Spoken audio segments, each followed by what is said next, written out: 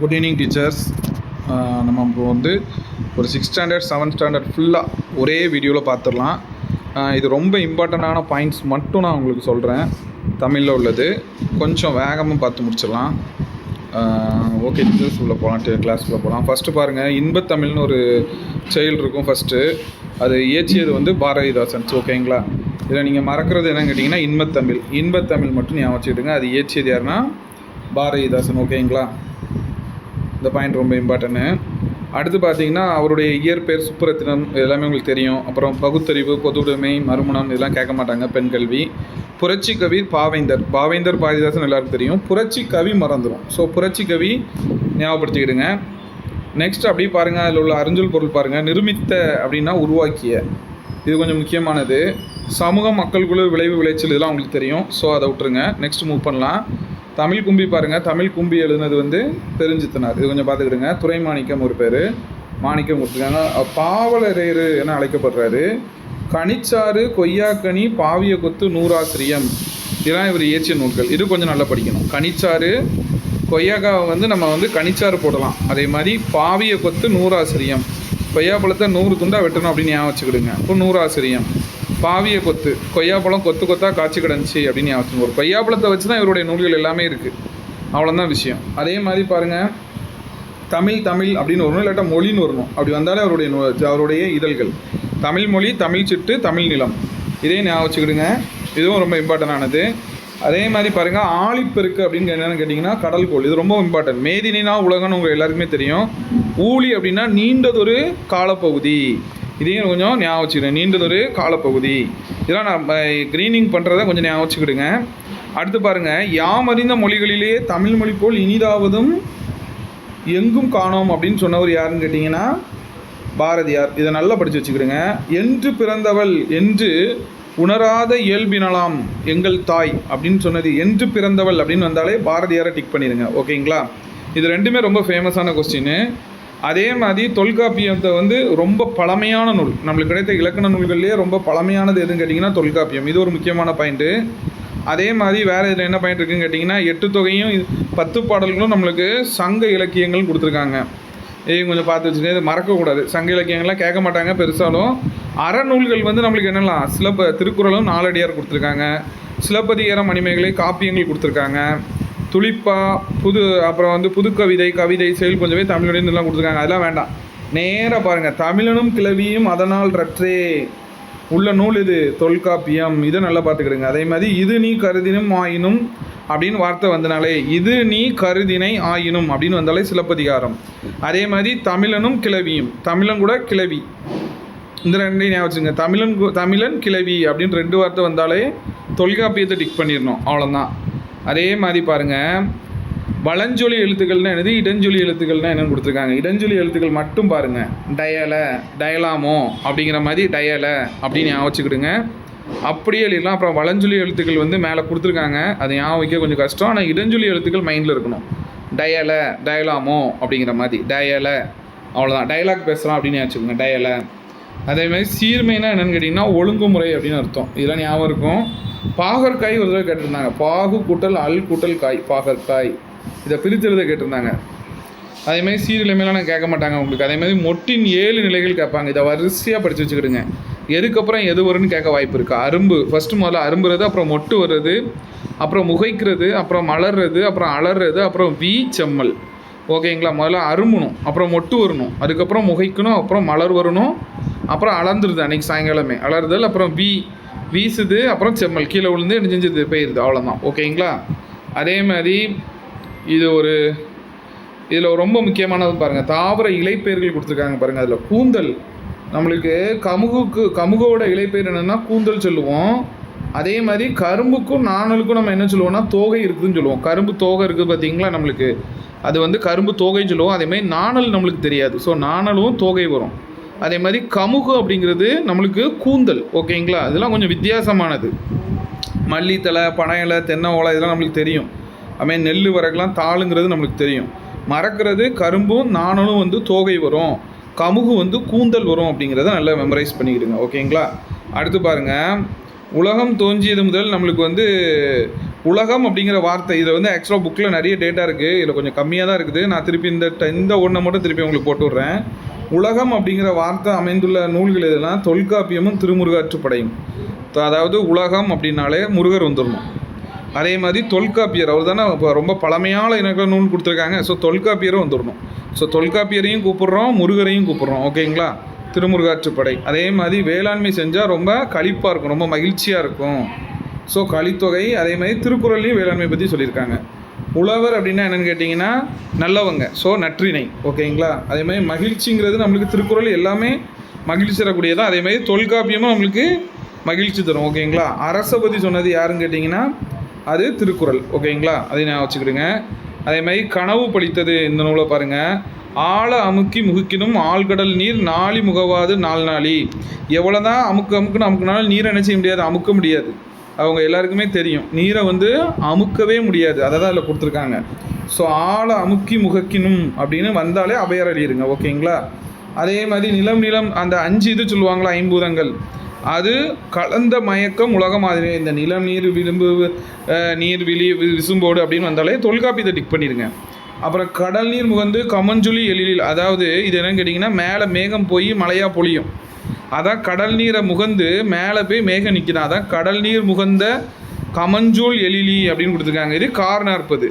காரணம் நம்மளுக்கு மேலே அந்த இதை தான் கொடுக்குறாங்க. அதே மாதிரி நெடுவெல் ஊசி நெடுவசி பறந்த வடு அப்படின்னா பதிச்சு பற்று, அதாவது ஊசி எடுத்து வச்சுவோம் தைப்போம். ஓகேங்களா?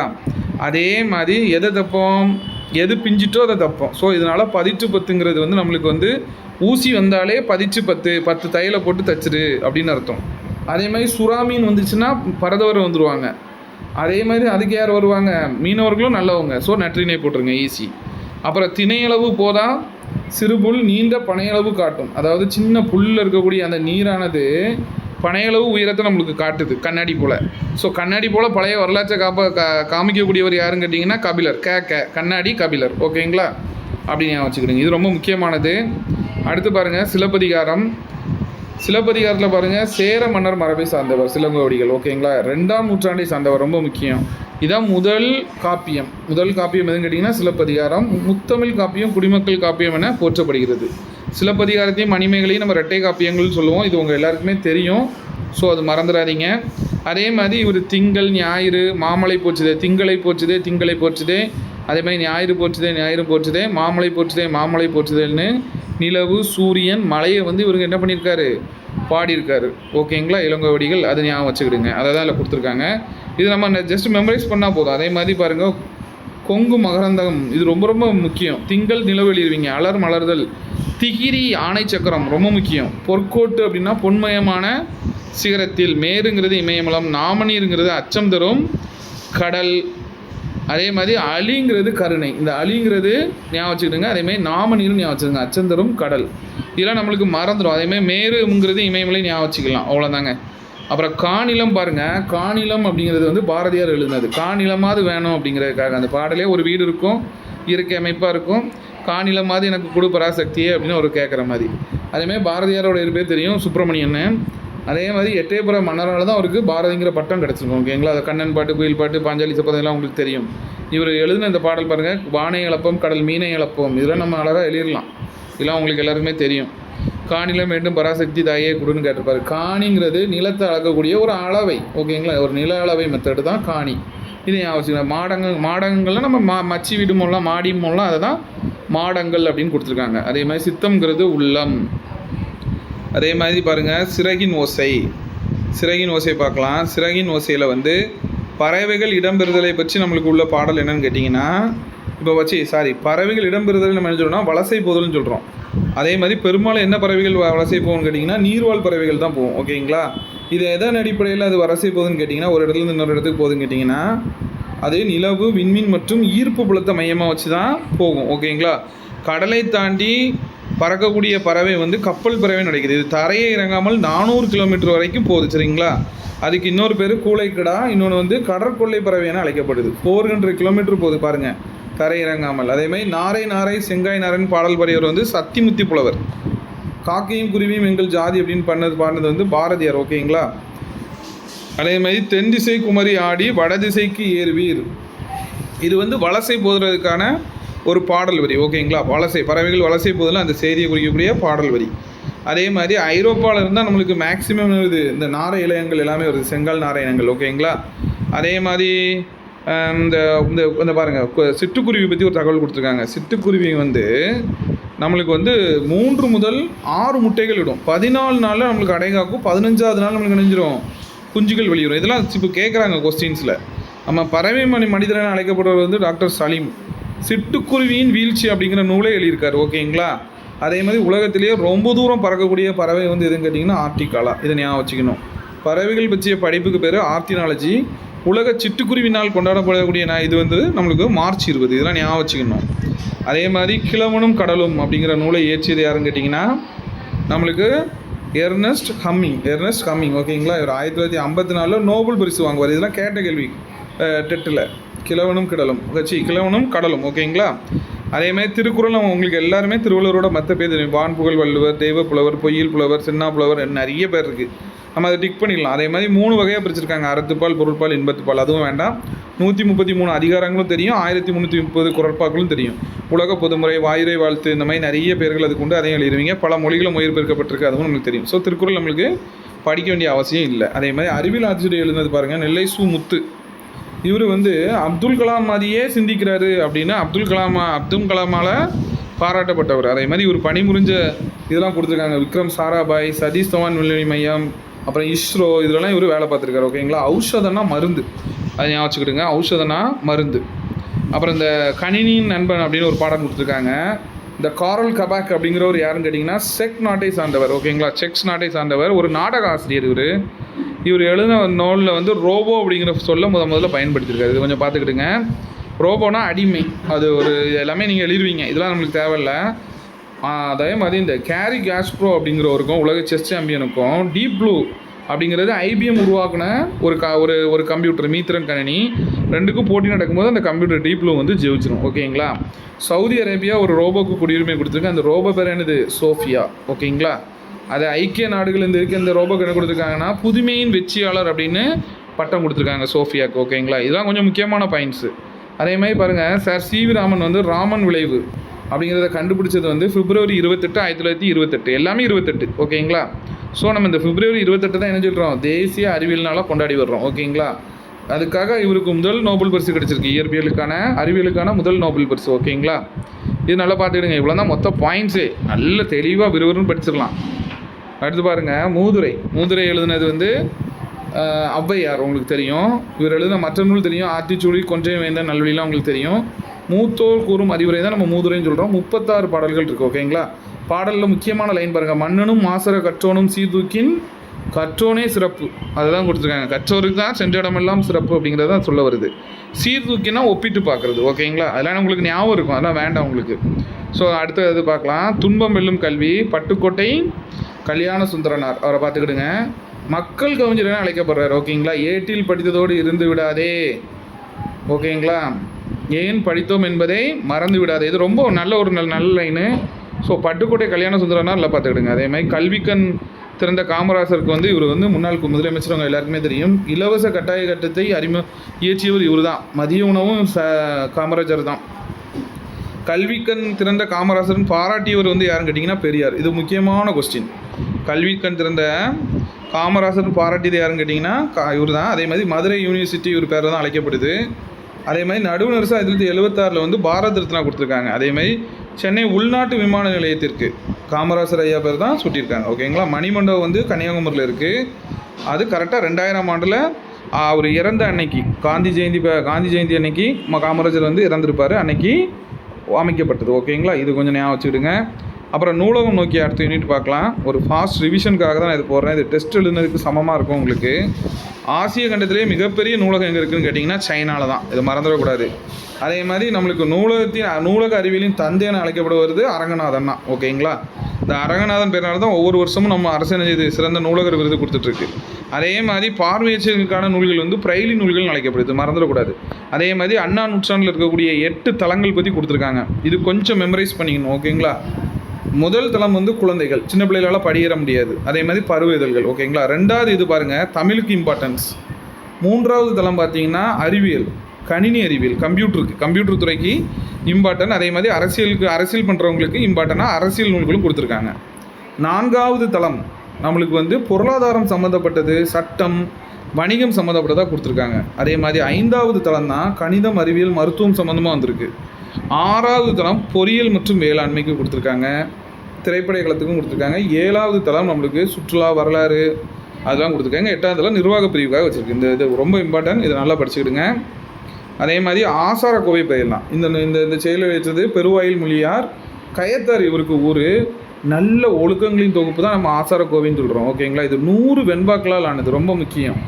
நஞ்சு எறிதல், இப்போ இந்த இதில் வந்து நஞ்சு எறிதல், பொறை உடைமை அப்படின்னு நம்மளுக்கு அந்த ஒரு 8 இதாக கொடுத்துருப்பாங்க. அதை நல்லா பார்த்துக்கிடுங்க.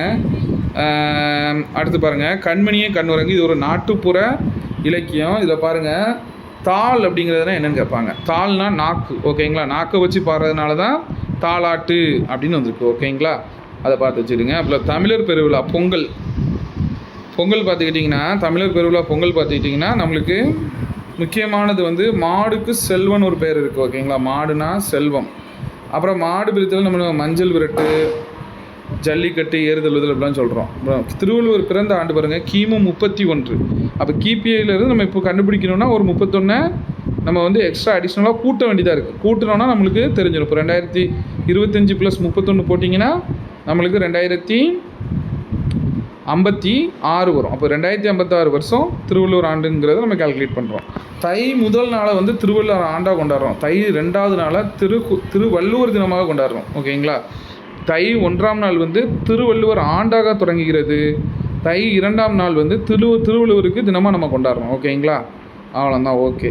அப்புறம் இந்திர விழாங்கிறது வந்து நம்மளுக்கு வந்து மலைக்கடவுளை வழிபடுறதுக்காக கொண்டாடுறது தான் நம்மளுக்கு என்னது இந்திர விழா, போகி பண்டிகை, அதான் இந்திர விழா. ஓகேங்களா? அதே மாதிரி அறுவடை திருவிழா வந்து ஒவ்வொரு ஸ்டேட்லேயும் எப்படி கொண்டாடுறாங்கன்னு பாருங்கள். ஆந்திரா, கர்நாடகா, மகாராஷ்டிரா, யூபி இங்கெல்லாம் மகர சங்கராந்தி. ஓகேங்களா? அதே மாதிரி பஞ்சாபில் லோரி, அதே மாதிரி ராஜஸ்தான், குஜராத்தில் வந்து உத்தராயன் இப்படி கொண்டாடப்படுது. இதுதான் ரொம்ப இம்பார்ட்டன்ட், இதெல்லாம் கேள்வியில் கேட்பாங்க. அதே மாதிரி மனம் கௌரும் மாமல்லபுரம், இதை பாருங்கள். இப்போ ஆக்சுவலாக நரசிம்மவர்ம பல்லவன் வந்து மற்போரில் வந்து சிறந்தவன். ஓகேங்களா? இவன் தான் மாமல்லன் என அழைக்கப்பட்டான். நரசிம்மவர்ம பல்லவ அரசன் தான் மற்போரில் சிறந்தவன். ஓகேங்களா? மற்போர்னா சண்டை போடுறதுல சிறந்தவன். இவன் வந்து மாமல்லன் என அழைக்கப்பட்டான், நரசிம்மவர்ம பல்லவன். ஓகேங்களா? நரசிம்மவர்ம பல்லவனோட தந்தை பேர் தான் மகேந்திரவர்மன். ஓகேங்களா? இது கொஞ்சம் படிச்சுக்கிடுங்க. அதே மாதிரி மாமல்லபுரத்தில் இருக்கக்கூடிய சிற்பங்கள் பற்றி கொடுத்துருக்காங்க. அர்ஜுனன் தபசு, கடற்கரை கோயில்கள், பஞ்சரதம், பஞ்சபாண்டவ ரதம், ஒற்றைக்கல் யானை இருக்குது, குகை கோயில், இது எல்லாமே இருக்குது. இதெல்லாம் பார்த்துக்கிடுங்க. ஆனால் சிற்பக்கலையை 4 வகையாக பிரிச்சிருக்காங்க. என்னென்னா குடைவரை கோயில் ஒன்று, ஒற்றைக்கல்லே செய்கிறது, கட்டுமான கோயில்கள், புடைப்பு சிற்பங்கள். ஓகேங்களா? இதை ஞாபகம் வச்சுக்கோங்க. இந்த 4மே இருக்கக்கூடிய ஒரே இடம் நம்மளுக்கு வசந்தன் கோயிலில் நம்மளுக்கு வந்து மாமல்லபுரம். ஓகேங்களா? அடுத்து பாருங்கள், நானிலம் படைத்தவன் யாருன்னு கேட்டிங்கன்னா முடியரசன். இவருடைய இயற்பெயர் என்னென்னு கேட்டிங்கன்னா, நானிலம் படைத்த இந்த செயல் இயற்றியது வந்து முடியரசன். ஓகேங்களா? இவருடைய இயற்பெயர் துரைராசு. இவர் இயற்றிய நூல்கள் பாருங்கள், பூங்கொடி, வீரகாவியம், காவியப்பாவை. பூங்குடிங்கிற வீரகாவியம், காவியப்பாவை. ஸோ இதுலேருந்து நம்ம காவியம், வீரகாவியம், அதுலேருந்து காவியப்பாவை அப்படின்னு நீங்கள் எடுத்துக்கலாம். 2 இதுவுமே அந்த கடைசியில் இருந்து திருப்பி எடுக்கிற மாதிரி. இது கொஞ்சம் மெமரைஸ் பண்ணிக்கிடுங்க. இதை விட ரொம்ப முக்கியமான பாயிண்ட் என்னன்னு கேட்டிங்கன்னா, திராவிட நாட்டின் வானம்பாடி என அழைக்கப்படுபவர் யார்? எப்பொழுதும் கேட்கக்கூடிய கேள்வி. திராவிட நாட்டின் வானம்பாடி என அழைக்கப்படுபவர் முடியரசன். புதிதொரு விதி செய்வோம் என்னும் நூலில் இடம்பெற்றுள்ள இந்த பாடல். சரிங்களா? எந்த பாடல்? நானிலம் படைத்தவனுங்கிற செயலில் இருக்கக்கூடிய பாடல் வந்து புதிதொரு விதி செய்வோம் அப்படிங்கிற நூலில் இருந்து அந்த பாடலை எடுத்திருக்காங்க. கல் எடுத்து முள் எடுத்து காட்டு பெருவெளி என தொடங்கும். அதாவது கல் முள்ளெல்லாம் எடுத்து நம்ம தமிழர்கள் எப்படி வந்து இந்த இதை உருவாக்கி வச்சுருக்காங்க அப்படிங்கிறதுக்காக, எப்படி நம்மளை வந்து நம்ம டெவலப் ஆகி வளர்ந்தோம் அப்படிங்கிறது தான் அந்த பாடலோட இது. அது நம்மளுக்கு வேண்டாம். நம்மளுக்கு தேவையானது பாருங்கள். சமர் அப்படின்னா போர் செய்கிறது, கலனினா வயல், மரம் வீரம், களம் கப்பல். இந்த 3 படிச்சுக்கிடுங்க. இது அடிக்கடி கேட்டது சமர்லாம். கலனியுமே கேட்கக்கூடிய கேள்வி தான். அப்புறம் இந்த கடலோடு விளையாடு பாருங்கள். கடலோடு விளையாடல்னு நம்ம மேஜராக பார்த்தீங்கன்னா இந்த பாடல் வந்து நாட்டுப்புற இயல் அப்படிங்கிற நூலில் வந்து இடம்பெற்றுள்ளது. ஓகேங்களா? இதை வந்து தொகுத்தவர் யாருன்னா சக்திவேல். நாட்டுப்புற இயல் ஆய்வு அப்படிங்கிறத தொகுத்தது யார் அப்படின்னு கேட்பாங்க, சக்திவேல். ஓகேங்களா? இதில் வந்து கடல் வந்து நம்மளுக்கு வந்து எப்படிலாம் இருக்குது, போர்வையாக இருக்குது, அந்த வானம் எப்படி தெரியுது, அந்த மீன்கள் யார், அவங்களுக்கு நண்பர்கள் யார், அந்த அலை எப்படி இருக்குது, இடி யார், மின்னல் என்னது அவங்களுக்கு, இதெல்லாம் கொடுத்துருப்பாங்க. அதை கொஞ்சம் பார்த்துக்கிடுங்க ஓகேங்களா. ஐலேசா இந்த பாட்டு வரும். ஆனால் அதில் முக்கியமாக நீங்கள் தெரிஞ்சுக்கிறது நாட்டுப்புற ஆயுள் நூலின் தொகுத்தவது யார் அப்படின்னு கேட்டாங்கன்னா சக்திவேல் போட்டுருங்க. அப்புறம் வளரும் வணிகம் உமணர் போகலும் அப்படிங்கிறது வந்து நற்றிணை ஓகேங்களா. உமணர் போகலும் அப்படிங்கிறது நற்றிணை. பாலோடு வந்து கூழோடு பேரும் அப்படிங்கிறது வந்து குறுந்தொகை சரிங்களா. பால் கூழ் குறுந்தொகை அப்படின்னு ஞாபகம் வச்சுருங்க. அப்புறம் பொண்ணோடு வந்து கரியோடு, கரினா மிளகோடு போகும், அகநானூறு. பொண்ணும் நம்ம வீட்டுக்குள்ளே ரொம்ப பொத்தி வைக்கணும் நகைகளை, ஸோ அகத்தில் வச்சுருக்கணும், ஸோ அகநானூறு அப்படின்னு ஞாபகம் வச்சுக்கிடுங்க. பாலோடு கூழோடு குறுந்தொகை, கூழோடு அப்படின்னா கூ குறுந்தொகை. உமணர் போகல் அப்படிங்கிறது வந்து நல்லது ஓகேங்களா அப்படின்னு ஞாபகம் வச்சுக்கிடுங்க. அதே மாதிரி பொருட்களை ஏற்றி சென்று ஒவ்வொரு இடமா நம்மளுக்கு செல்லக்கூடிய அந்த குழு பேர் என்னன்னு கேட்டிங்கன்னா வணிக சாத்து. வண்டியில் பொருளை ஏற்றிட்டு போகிறவங்க பேர் என்ன, அந்த குழுவாக ஏற்றிட்டு போவாங்க, அவங்க பேர் என்னன்னா வணிக சாத்து. அதே மாதிரி நம்ம தமிழ்நாட்டிலேருந்து மிளகு தேக்கு மயில் தொகை அதெல்லாம் நம்மளுக்கு வந்து ஏற்றுமதி பண்ணியிருக்காங்க. அதே மாதிரி சைனாவிலேருந்து நம்மளுக்கு கண்ணாடி பட்டு கற்பூரம் இதெல்லாம் இறக்குமதி பண்ணியிருக்காங்க. அரேபியாவிலேருந்து குதிரை இறக்குமதி பண்ணியிருக்காங்க. இதெல்லாம் நம்மளுக்கு கேட்க மாட்டாங்க. இப்போ பாருங்கள், நடுவு நின்ற நன்னெஞ்சினோர் அப்படிங்கிறது வந்து பட்டினப்பாளையில் இருக்குது சரிங்களா. நடுவு நின்ற நன்னெஞ்சினோர் அப்படிங்கிறது. அதே மாதிரி கொள்வதும் மிகை கொள்ளாது கொடுப்பதும் குறைபடாது, இது ரொம்ப முக்கியமானது. பட்டினப்பாளை ரெண்டுமே பட்டினப்பாளை தான். அதே மாதிரி சமன் செய்து சீதூக்கும் கோல் போல் அமைந்தொரு பால் கோடாமை சான்றோருக்கு அணி அப்படின்னா நேராகவே இருக்கணும் எப்பொழுதுமே, நடுநிலையாக அதை சொல்கிறாங்க. இப்போ நடுவு நின்ற நன்னெஞ்சினோரும் கொள்வதும் மிகை கொள்ளாது கொடுப்பதும் குறைபடாது அப்படிங்கிறதும் பட்டினப்பாளை தான், அதை மறந்துடாதீங்க. இதெல்லாம் வரிகள் கொடுத்து அப்படியே கேட்கக்கூடிய கேள்வி. நீண்ட காலம் நீ வாழ வேண்டும், நீடோடி நீ வாழ வேண்டும், யார்? அறிவுமதி ஓகேங்களா. இஸ்ரோவின் தலைவராக இருந்தவர் சிவன். அதேமாதிரி நம்மளுக்கு மயில்சாமி அணையத்துறையும் இருந்திருக்காங்க ஓகேங்களா. அப்புறம் இந்த ரியா பாரா ஒலிம்பிக்கில் 2016 யார்? மாரியப்பன் கலந்துக்கிட்டு நம்மளுக்கு உயரம் தாண்டுதலில் தங்கப்பதக்கம் வெஞ்சிருப்பார். புல் அப்படிங்கிறதுக்கு என்ன அர்த்தம் கேட்டிங்கன்னா பறவை, அந்த புல்லுக்கு தான் புல். சத்திமுத்து புலவர் வந்து நாரையை பாடியிருப்பார். அதே மாதிரி குழந்தைகள் தினம் நவம்பர் 14 உங்களுக்கு தெரியும். மாணவர் தினம் தெரியாது, அக்டோபர் 15. ஆசிரியர் தினம் தெரியும். தேசிய இளைஞர் தினம் ஜனவரி 12. கல்வி வளர்ச்சி நாள் ஜூலை 15. அதான் காமராஜர் பிறந்த அன்னைக்கு ஓகேங்களா. ஞாபகம் வச்சுக்கிடுங்க. அதே மாதிரி பாருங்கள், தாராபாரதி பாரதம் அன்றைய நாற்றாங்கால் எழுதுனது வந்து தாராபாரதி. பாருங்கள், இவர் பேரை அப்படியே மாற்றி போட்டுருங்க, தாரா ராதா அப்படின்னு போட்டுருங்க. ராதாகிருஷ்ணன் இயற்பெயர். கவிஞாயிறு. அதே மாதிரி புதிய விடியல், இது எங்கள் கிழக்கு, விரல்நொழி வெளிச்சங்கள் போன்ற நூல்களே எழுதியிருக்காரு ஓகேங்களா. கிழக்கில் தான் சூரியன் உதிக்கும், ஸோ ஞாயிறுனா உங்களுக்கு சூரியன் தெரியும், ஸோ அதனால் அவர் பேர் என்னது? சூரியன் ஞாபகம் வச்சுக்கிடுங்க. தாராபாதினாலே ஞாயிறு அவருக்கு பட்டத்தை கொடுத்துருங்க. சூரியன் எங்கே ஒழிக்கும்? கிழக்கு பக்கம், ஸோ இது எங்கள் கிழக்கு. விழிஞ்சால் நம்மளுக்கு சூரியன் உதிச்சா நம்மளுக்கு என்ன வந்துடும்? விடியல் வந்துடும், ஸோ புதிய விடிதல். ஸோ விடியல் வந்த பிறகு நம்மளுக்கு என்ன வரும்? வெளிச்சம் வரும். விரல்நொழி வெளிச்சங்கள் இப்படி ஞாபகம் வச்சுக்கிடுங்க. இவருனாலே சூரியன் ஞாபகம் வந்துடணும். தாராபாரதினாலே பேரை மாற்றி போட்டிங்கன்னா ராதாகிருஷ்ணன் ஓகேங்களா. ஈஸியாக ஞாபகம் வச்சுக்கலாம். அப்புறம் தேசியம் முடித்த நூலாடை என குறிப்பிடப்பட்ட நூல் என்னன்னு கேட்டிங்கன்னா திருக்குறள் ஓகேங்களா. இந்த பாடலில் வரும் இந்த லைன், தேசியம் முடித்த நூலாடை வந்து திருக்குறள் அப்படின்னு வரும். அப்புறம் இவர் வந்து முக்கியமான பாதைகள், இதில் வேறு எதுவும் முக்கியமான பாயிண்ட் இல்லை, இது மட்டும் படிச்சுடுங்க. அதே மாதிரி தமிழ்நாட்டில் காந்தி பாருங்கள், காந்தி வந்து சென்னைக்கு ஃபஸ்ட்டு வந்தது 1919 சென்னைக்கு வருவார். அப்புறம் ரவுல் சட்டம் பெற்றிருக்கோம், அதெல்லாம் நம்மளுக்கு தேவையில்லை.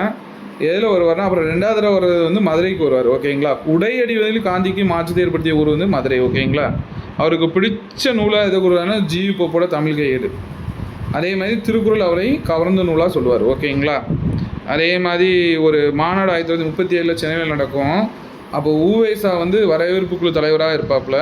அப்போ அவர் உரையை பார்த்துட்டு காந்தியடிகள் என்ன சொல்லுன்னா, இந்த பெரியவரோட நிழலில் இருந்தால் தமிழை கற்க வேண்டும் அப்படின்னு சொல்லிட்டு போவார். யாரை? ஊவேசாவை ஓகேங்களா. இது கொஞ்சம் பார்த்து வச்சுருங்க. அதே மாதிரி வேலு நாச்சியார் அடுத்த டாப்பிக்கு. வேலு நாச்சியார் யாருன்னு கேட்டிங்கன்னா ராமநாதபுரத்தை சேர்ந்த செல்லமுத்து மன்னரின் ஒரே மகள் ஓகேங்களா. இவருக்கு நிறைய இது தெரியும், சிலம்பம், குதிரை எச்சம், வால்போர், வில்பேச்சுலாம் தெரியும்.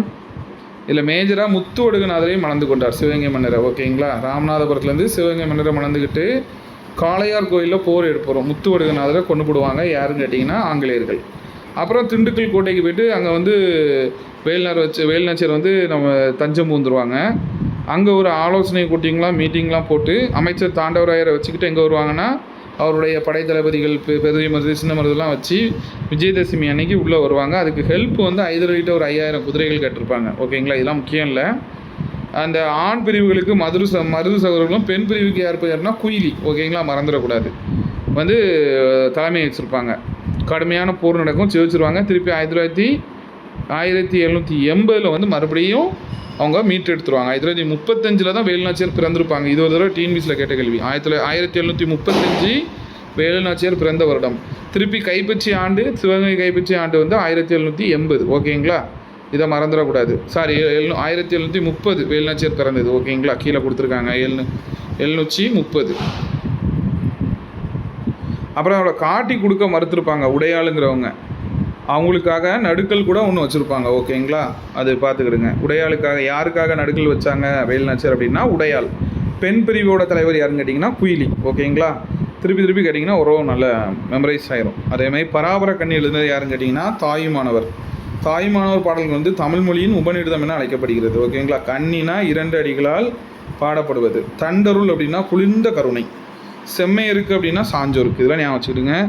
நீங்கள் நல்லவரா அப்படிங்கிறது கலீல் ஜிப்ரான். ஓகேங்களா, லெபனான் நாட்டை சார்ந்தவர். இவர் எழுதிய பகுதி வந்து இவர் வந்து கலீல் ஜிப்ரான் எழுதிய நூலை வந்து கவிஞர் புவியரசு வந்து தீர்க்கதரிசி அப்படின்னு வந்து மொழிபெயர்த்திருக்காரு. ஓகேங்களா, கலீல் ஜிப்ரான் எழுதிய இவருடைய நூலை தான் புவியரசுங்கிறவர் தீர்க்கதரிசி அப்படின்னு மொழிபெயர்த்திருக்காரு. ஓகேங்களா, அது பண்ணி வச்சுருங்க. அப்புறம் வந்து நம்மளுக்கு வந்து மணிமேகலையிலேருந்து ஒரு சில இது பாயிண்ட் கொடுத்துருக்காங்க. மணிமேகலையில் வந்து புத்த பீடிகை வந்து எங்கே இருக்குன்னு கேட்டிங்கன்னா மணிபல்லவ தீவில் இருக்கும். ஓகேங்களா, புத்த பீடிகை. அந்த தீவின் காவலர் யாருன்னு கேட்டிங்கன்னா தீவ திலகை. இவன் வந்து என்ன செய்வான்னு கேட்டிங்கன்னா அந்த பொய்கையின் பெயர் வந்து கோமுகி. கோனியான்னு கேட்டிங்கன்னா அது பசு போல் மூஞ்சிருக்கும். ஓகேங்களா, மணிமேகலா தெய்வம் என்ன செய்யுன்னு கேட்டிங்கன்னா மணிமேகலையை வந்து எங்கே அழைச்சிட்டு வரும், அந்த மணிபல்லவ தீவுக்கு வந்து அழைச்சிட்டு வந்து வைகாசி திங்கள் முழு நாள் பௌர்ணமி அன்னைக்கு,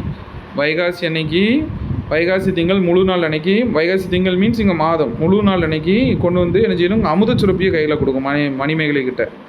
ஓகேங்களா, மணிமேகலை கையில் இருந்த அந்த அமுத சுரப்பியில் முதல்ல அன்னமிட்டது யாருன்னு கேட்டிங்கன்னா ஆதிரை. அந்த அமுத சுரப்பி இதுக்கு முன்னாடி யார் கையில் இருந்தீங்கன்னா ஆதிபுத்திரன் கையில். ஓகேங்களா, அதை வச்சு அவள் எல்லாருக்குமே உணவு வழங்குவா. அதான் கான்செப்ட். இப்போ மணிமேகலை தெய்வம், மணிபல்லவ தீவு, கோமுகி. அந்த அங்கே இருக்கக்கூடிய அந்த இது பேர் என்னன்னு கேட்டிங்கன்னா பொய்கை பேர் கோமுகி. அது மட்டும் ஞாபகம் வச்சுக்கிடுங்க. அதுக்கு காவல் காத்தது என்னன்னு கேட்டிங்கன்னா தீவ திலகை. அவ்வளோதான். இவன் எந்த மாதம் கூட்டு போகும்னா வைகாசி மாதம் முழு நிலவு பௌர்ணமி அன்னைக்கு. ஓகேங்களா, ஆதிபுத்திரன் கையில் இருந்த அந்த அமுத சுரப்பி பாத்திரத்தை கொடுக்கும் அந்த தெய்வம். அதை வந்து அதில் முதல்ல அன்னமிட்டது யாருன்னு கேட்டிங்கன்னா ஆதிரை. இதெல்லாம் ஞாபகம் வச்சுக்கிடுங்க. இதெல்லாம் ஒவ்வொரு வார்த்தைகள் அப்படின்னு ஞாபகம் வச்சுக்கிடுங்க. அதே மாதிரி பாதம் அப்படிங்கிறத எழுதினது எஸ் ராமகிருஷ்ணன். இவருடைய நூல்கள் பாருங்கள், உபபாண்டவம், கதாவிலாசம், தேசாந்திரி, கால் முளைத்த கதைகள். இது எல்லாமே அவர் எழுதியிருப்பார். தாவரங்களின் உரையாடல் என்னும் சிறுகதை தொகுப்பிலிருந்து அந்த பாதங்கிற நூல் வந்து இடம்பெற்றிருக்கு. ஓகேங்களா, இதில் முக்கியமாக நீங்கள் ஞாபகம் வச்சுக்கிட்டது வந்து உபபாண்டவம், கதாவிலாசம், தேசாந்திரி, கால் முளைத்த கதைகள். இது எல்லாமே யார் கூடனா ராமகிருஷ்ணன். அதை ஞாபகம் வச்சுக்கிடுங்க. அதே மாதிரி ஆசிய ஜோதி எழுதினது கவிமணி விநாயக தேசிகனார். கவிமணி இவருடைய பெயர். ஆசிய ஜோதி அப்படிங்கிறது எட்வர்ட் அர்னால்ட் எழுதிய லைட் ஆஃப் ஏஷியா அப்படிங்கிற நூலை தழுவி தான் இந்த ஆசிய ஜோதியை வந்து கவிமணி வந்து எழுதியிருப்பார். ஓகேங்களா, இது புத்தரோட வரலாறு கூறக்கூடிய நூல். கும்பி அப்படின்னா வயிறு, பூதளம்னா பூமி, கும்பி வயிறு. அதை ஞாபகம் வச்சுக்கிடுங்க. நல்ல முக்கியமான பாயிண்ட். அடுத்தாப்புல பாருங்கள் மனிதநேயம். இது வந்து முதல் நோபல் பரிசு, மனிதநேயத்துக்கான முதல் நோபல் பரிசு பெற்றது நம்ம எல்லாருக்குமே தெரியும், தெரசா, அன்னை தெரசா. ஓகேங்களா, அதேமாதிரி 2வது நோபல் பரிசு பெற்றது வந்து கைலா சத்தியமூர்த்தி. இவர் வந்து குழந்தைகளை பாதுகாப்போம் அப்படிங்கிற இயக்கத்தை தொடங்கி நடத்திட்டு வருவார். ஏறத்தாழ 30 ஆண்டுகளில் இவர் ஒரு 86,000 குழந்தை தொழிலாளர்களையே, அப்போ 86,000 குழந்தை தொழிலாளர்களை மீட்டு எடுத்திருக்காரு. 103 நாடுகளில் 80,000 கிலோமீட்டர் தூரம் நடைபயணம் பெற்றிருக்காரு. எதுக்காக? குழந்தைகளின் கல்வி உரிமைக்காக. ஸோ குழந்தைன்னு வந்தாலே, குழந்தைகளை பாதுகாப்போம் அப்படின்னு வந்தாலே கைலா சத்தியமூர்த்தி தான் ஆன்சர். ஓகே, குழந்தைகளை வந்து தொழிலாளர்களாக மாற்றுவது மனித தன்மைக்கே எதிரானது அப்படிங்கிறதையும் இவர் சொல்லியிருப்பார். குழந்தைகளை கண்கொண்டு பாருங்கள், உலகம் அழகாக தெரியும் அப்படிங்கிறதையும் சொல்லியிருப்பார். இதெல்லாம் பார்த்துக்கிடுங்க. அதே மாதிரி வாழ்க்கை என்பது நீ சாகும் வரை அல்ல, மற்றவர் மனதில் நீ வாழும் வரை அப்படின்னு சொன்னது அன்னை தெரசா. இதுவும் ஒரு நல்ல ஒரு இதுதான். அதே மாதிரி பாருங்கள், தனக்கெனு முயலா நொன்றால் பிறருக்கென முயலுனர் உண்மையானே, தனக்கு முயலாமல் மற்றவங்களுக்கு முயல்கிறவங்க தான் உண்மையானவங்க அப்படிங்கிறத சொல்கிறது. புறநானூற்று பாடல். ஓகேங்களா? அதே மாதிரி வாடிய பயிரை கண்டபோதெல்லாம் வாடினேன் அப்படின்னு சொன்னது வந்து வள்ளலார். ஓகேங்களா? அதே பாருங்கள், கடைசி இது துணைப்பாடலில் உள்ளது. இந்த மூளை இழப்புனால் வந்து ஒருத்தர் இறந்துருவார். யாருன்னா அசோகன் புஷ்பாஞ்சலிக்கு உள்ள பையன். அவனுடைய இதயம் அந்த ஜிகேந்திரன் நினைக்கிறேன். அவனுடைய இதயத்தை தான் அந்த சிறுமிக்கு மாட்டியிருப்பாங்க. இது ஒரு கதைன்னு கொடுத்துருக்காங்க. ஓகேங்களா? தெரிஞ்சு வச்சுக்கிடுங்க. அதே மாதிரி வஉசி பற்றி கொடுத்துருக்காங்க. வஉசி வந்து சுதேசி நாவாய் சங்கம் என்ற கப்பல் நிறுவனத்தை பதிவு செய்தது வந்து அக்டோபர் 16, 1906. ஓகேங்களா? 1906. இது ரொம்ப கொஞ்சம் முக்கியமான பாயிண்ட். சுதேசி நாவாய் சங்கம் ஏற்படுத்துறது வந்து யாருன்னு கேட்டிங்கன்னா வஉசி. எந்த ஆண்டுன்னு கேட்பாங்க. 1906 அக்டோபர் 16. அப்புறம் அன்பினில் இன்பம் காண்போம், அறத்தினில் நேர்மை காண்போம் அப்படிங்கிறத எழுதுனது யாருன்னு கேட்டிங்கன்னா புலவர் முத்தரையனார், மலேசிய கவிஞர். ஓகேங்களா? தோட்டத்தில் மீது வெள்ளை பசு அப்படின்னு வந்துச்சுன்னா கவிமணி. இது வந்து இயல்பு நவர்ச்சி அணிக்கான எடுத்துக்காட்டாக கொடுத்துருப்பாங்க. அதையும் கொஞ்சம் நல்லா படிச்சுக்கிடுங்க. அடுத்து 6ஆம் கிளாஸ் இலக்கணம் இருக்குது. நான் அதை அடுத்த வீடியோவில் உங்களுக்கு சொல்கிறேன். இது வந்து மேம் நடத்தியிருப்பாங்க. இதெல்லாம் ஒரு குயிக் ரெஃபரன்ஸ்க்காக நான் உங்களுக்கு கொடுக்குற வீடியோ. அவ்வளோதான். குயிக்காக நீங்கள் வந்து ஒரு வேகமாக ஒரு ரீகால் பண்ணுறதுக்காக நான் கொடுக்குறேன். உங்களுக்கு அது யூஸ்ஃபுல்லாக இருக்குன்னு நினைக்கிறேன். நெக்ஸ்ட் வீடியோவில் நம்ம 6th ஸ்டாண்டர்ட் வந்து இலக்கணம் ஃபுல்லாகவுமே பார்த்து முடிச்சிடலாம் டீச்சர்ஸ். தேங்க்யூ.